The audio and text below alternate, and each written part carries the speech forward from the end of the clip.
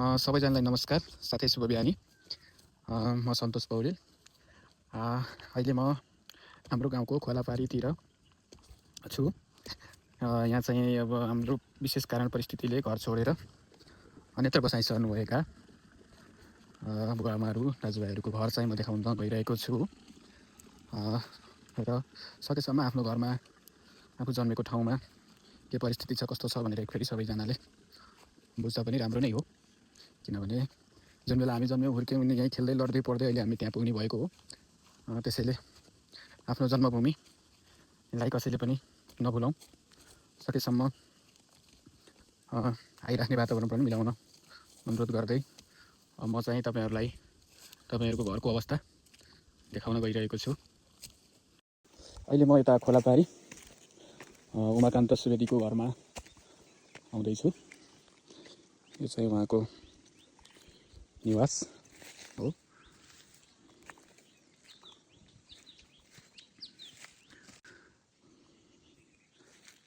साथै उहाँको परिवारको बसोबास चाहिँ अहिले चितवनमा छ।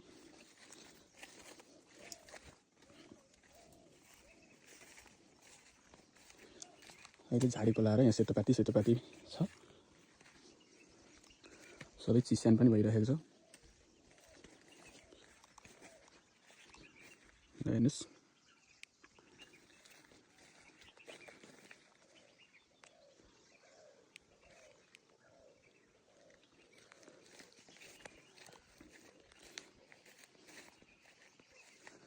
यहाँ चाहिँ पहिला मिल पनि थियो, कतापट्टि थियो मलाई अहिले चाहिँ याद भएन, यहीँ वरिपरि कतै होला। झाडीले यस्तो भएछ सबै। यहाँ पहिला चाहिँ मकै उम्रिन्थे, कोदो तरकारीहरू लाग्ने, साग लाग्ने ठाउँ। यहाँ चाहिँ आरुको बुट्टो थियो, आरुको बुट्टो नि मरेछ अहिले र सानो चाहिँ बेला आएर फेरि। अहिले चाहिँ म जयनारायण पौडेलको घरमा आइरहेको छु।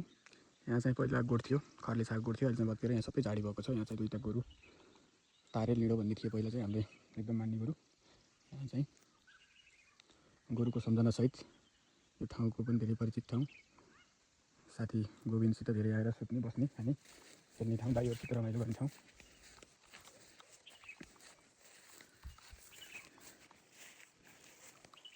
यहाँ चाहिँ अब बेला बेला आइराख्नुहुन्छ दाइ र सफा छ घर। छोडेको चाहिँ 1 वर्ष भयो, ठ्याक्क अहिले वैशाखमै जानुभएको।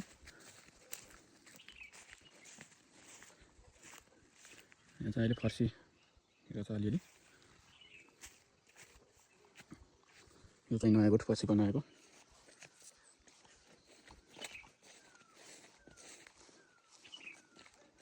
खसी बोका काट्दाखेरि बुटन पकाएर खाने होइन।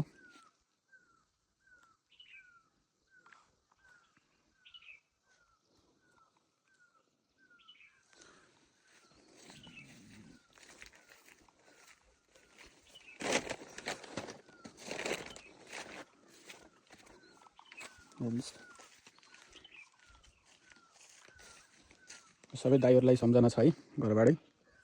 राजु दाई, मिठो दाई, गकुल दाई, गोविन्दजी। यो आरु पोखराको बुट्टो यसमा चाहिँ एकदम मजाले फल्ने थियो, अहिले चाहिँ अलिक कम फलेर छ।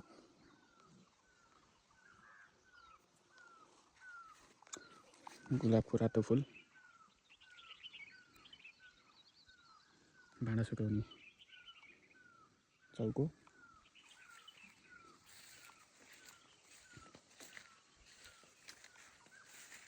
म चाहिँ अब हाम्रो देवी प्रसाद बुवा अर्थात् पहिला हामीले माइला बुवा भनेर चिन्ने गर्थ्यौँ, उहाँको घर नजिक आउँदैछु। यो चाहिँ बाँसकारी सानो हुँदादेखि नै यो बाँसकारी यतै थियो। यहाँ चाहिँ धारो छ। अहिले चाहिँ अब त्यो घर पुरानो घर चाहिँ भत्काएर यहाँ भूकम्पको घर बनाउनु भएको छ। पहिला चाहिँ यो घर थियो अर्को चाहिँ।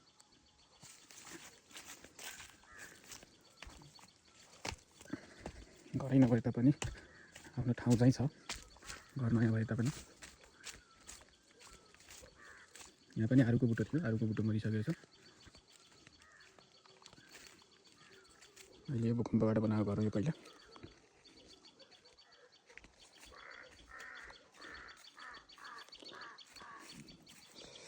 यताको चाहिँ घर हाम्रो रामप्रसाद बुवाको, रामप्रसाद सुवेदीको बुवा। म त त्यतै जाँदैछु। र बुवामासित चिया खाएर फर्किनु भयो। म चाहिँ रामप्रसाद बुवा कहाँ गएर चिया खाएर बुवाका इतिहासका कुरा सुनेर भारतले हाम्रो कति जग्गा मिचेको छ भन्ने कुराहरूदेखि लिएर हाम्रो गाउँका पुस्तान्तरणका कुरादेखि लिएर सबै कुरा जान्ने मौका पनि पाइयो। फेरि उहाँसँग फेरि कुरा गरेर हामीले यो कुरा जोड्नेछौँ। अहिले चाहिँ म ठ्याक्क यो घनश्याम पौडेल अङ्कलको घरमा आउनु लाग्छु। यहाँ चाहिँ झाडी छ, पहिल्यैको घर हो। मैले जान्दा पनि यहाँ घर त थियो तर बसोबास थिएन। अहिले सबै झाडीले जङ्गलले यो अवस्थामा पुऱ्याएको छ। यहाँ चाहिँ घर थियो अस्तिसम्म, अलि पहिलासम्म टिनले छाल्नु भएको थियो, फेरि फाल्नु भएको छ। अहिले चाहिँ यहाँ सबै झाडीले यो छ। यहाँ चाहिँ यता गाउँमा आउने बाटो थियो बाटो चाहिँ यस्तो भएको छ है। यो बाटोमा पनि सबै कालोपाती पलाएको छ।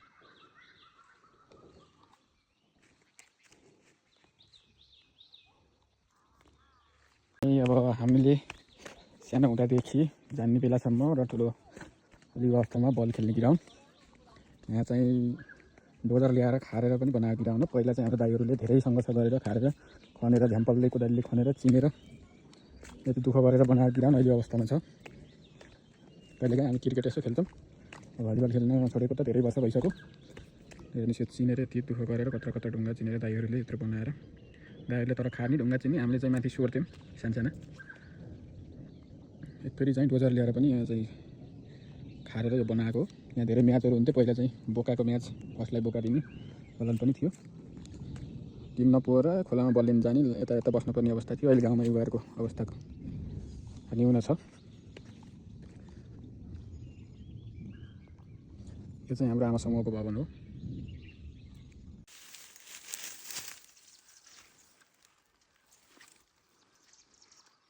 अहिले चाहिँ म हाम्रो शालिग्राम गौतम बुवाको घरमा आउँदैछु। आउने बित्तिकै जाने बाटै छैन त हौ। लाही कताबाट जाने यो खोइ गाह्रो जस्तो त।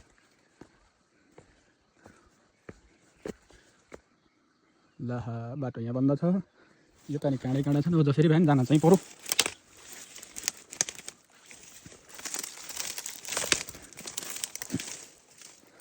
लाही शालिग्राम बा हजुरलाई सम्झिँदै यहाँ आएको छु। अब यहाँ चाहिँ पहिला गोड थियो, अहिले गोड छैन त।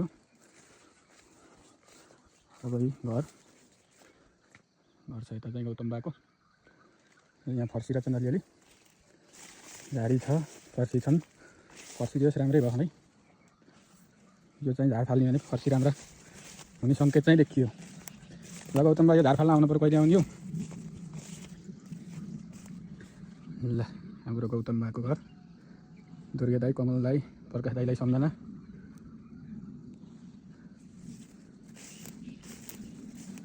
ल यता पारि हाम्रो कोटको डाँडो, कोटकी देवीले सबैको रक्षा गर्नुहुन्छ। हाम्रो यो खेततिर लाउने सिँचाइ पोखरी हो।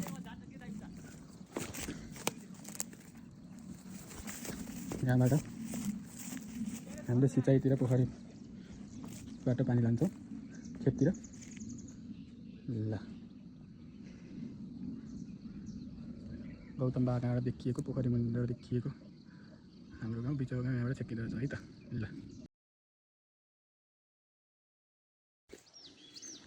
यो चाहिँ हाम्रो आमा समूहको भवन।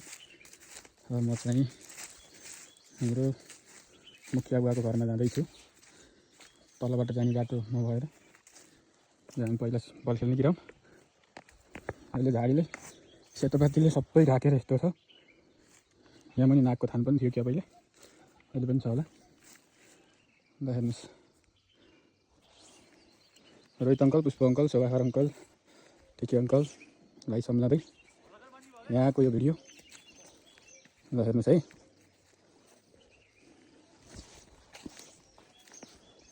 र झाडीले सिस्नोले यस्तो बनाएको छ।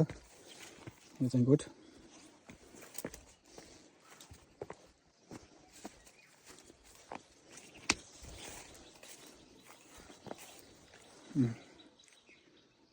हेर्नुहोस् घरको अवस्था चाहिँ।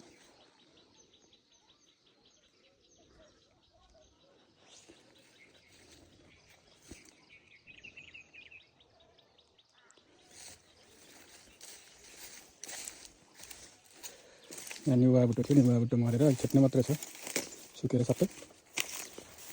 यताको अवस्था यो छ, झाडी धारो त्यहाँ त्यस्तो छ, त्यो हेर्नुहोस् सबै। यो चाहिँ अर्को खरको बुट्टो ठुलो भएको चाहिँ पनि। ल सबैजनालाई धेरै धेरै धन्यवाद।